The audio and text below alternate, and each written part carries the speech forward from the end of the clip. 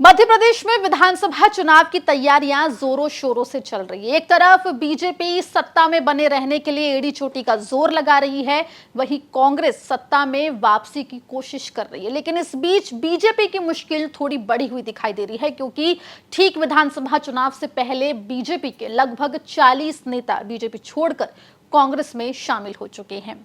कितना नुकसान इसका बीजेपी को आने वाले चुनावों में उठाना पड़ेगा, क्या कुछ इसका असर रहेगा विधानसभा चुनावों में, इस पर आपको विस्तार से हम रिपोर्ट में बताएंगे। नमस्कार, आप देख रहे हैं एमपी तक और मैं हूं आपके साथ आकांक्षा ठाकुर। देखिए, मध्य प्रदेश में विधानसभा चुनाव से पहले लगातार नेताओं का दल बदल चालू है। एक तरफ जहां कांग्रेस से भी कुछ नेता बीजेपी में गए हैं, लेकिन बीजेपी छोड़कर कांग्रेस में आने वाले नेताओं की फहरिस्त थोड़ी लंबी है और इसी वजह से बीजेपी को चिंता करने की जरूरत थोड़ी ज्यादा नजर आती है। आपको बता दें कि मध्य प्रदेश में विधानसभा चुनाव से पहले बीजेपी नेताओं का लगातार पार्टी से होता मोहभंग सत्तारूढ़ दल के लिए बड़ी चुनौती बन गया है। ऐसा कोई हफ्ता नहीं जा रहा जब बीजेपी से कोई नेता कांग्रेस में नहीं गया हो। आपको बता दें कि अब तक जो नेता गए हैं कांग्रेस में बीजेपी छोड़कर, उनकी संख्या 40 के पार पहुंच गई है। एक तरफ जहां विधानसभा चुनाव के लिए मुख्यमंत्री शिवराज सिंह चौहान समेत बीजेपी के सभी दिग्गज मध्य प्रदेश में लगातार दौरे कर रहे हैं, चाहे वो पीएम मोदी हो, गृह मंत्री अमित शाह हो, बीजेपी अध्यक्ष जेपी नड्डा हो, सभी के दौरे लगातार मध्य प्रदेश में हो रहे हैं। उसके बावजूद भी बीजेपी के नेताओं का पार्टी छोड़कर कांग्रेस ज्वाइन करने का सिलसिला नहीं रुक रहा। ताजा नाम इसमें नर्मदापुरम इलाके के कद्दावर नेता और 2 बार से बीजेपी विधायक रहे गिरिजाशंकर शर्मा का है, जो बीजेपी के स्थानीय विधायक और पूर्व विधानसभा स्पीकर सीता शरण शर्मा के सगे भाई हैं।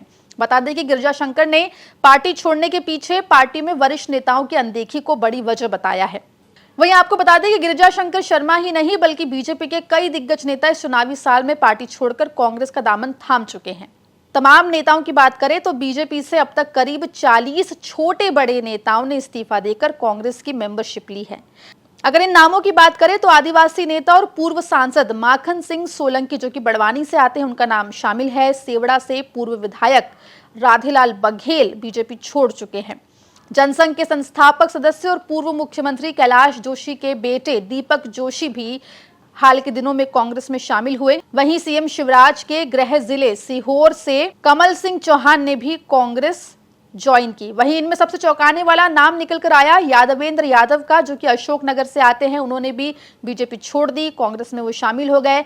बालाघाट इलाके की बात करें तो यहां से पूर्व सांसद कंकर मुंजारे की पत्नी, पूर्व विधायक और नगर पालिका अध्यक्ष अनुभा मुंजारे और उनके बेटे ने भी कांग्रेस ज्वाइन की है।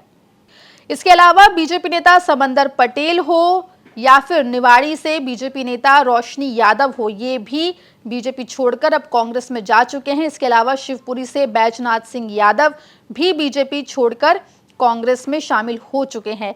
ध्रुव प्रताप सिंह, जो कि विजय राघवगढ़ कटनी से आते हैं, मलखान सिंह भिंड से आते हैं। इसके अलावा आपको बता दें जितेंद्र सिंह गोटू, राजकुमार धनौरा, राजू डांगी, ये तमाम वो नाम हैं जो बीजेपी छोड़कर कांग्रेस में शामिल हुए हैं। वहीं आपको बता दें कि लगातार बीजेपी छोड़ते नेताओं के चलते चुनाव के ठीक पहले नेताओं के साथ सैकड़ों कार्यकर्ताओं के चले जाने से कैडर वाली पार्टी कहे जाने वाली बीजेपी के सामने अब इन विधानसभा क्षेत्रों में बड़ी चुनौती खड़ी हो गई है।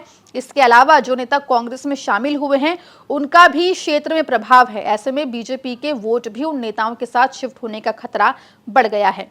वहीं माना जा रहा है कि बीजेपी में मची इस भगदड़ का सीधा फायदा आने वाले विधानसभा चुनाव में कांग्रेस को मिलेगा, क्योंकि जिस तरीके से तमाम बीजेपी नेता और उनके कार्यकर्ता कांग्रेस में शामिल हुए हैं और जो शिकायतें उनको बीजेपी से रही है, उसका कहीं ना कहीं असर वोटर्स पे भी पड़ता दिखाई देगा। और ऐसे में कांग्रेस भी कोई मौका नहीं छोड़ रही है। खासतौर पर आपको बता दें कि ग्वालियर चंबल इलाके में कांग्रेस खासतौर पर एक्टिव है और वहां से कई नेताओं ने बीजेपी छोड़कर कांग्रेस ज्वाइन की है। हालांकि कितनी मुश्किलें विधानसभा चुनावों में बीजेपी के लिए खड़ी होती है तो नतीजे बताएंगे, लेकिन फिलहाल चुनौती बीजेपी के लिए बड़ी नजर आ रही है। रिपोर्ट को लेकर आपका क्या कुछ कहना है, कमेंट सेक्शन में जरूर बताएं और मध्य प्रदेश जुड़ी तमाम खबरों के लिए बने रहिए एमपी तक के साथ।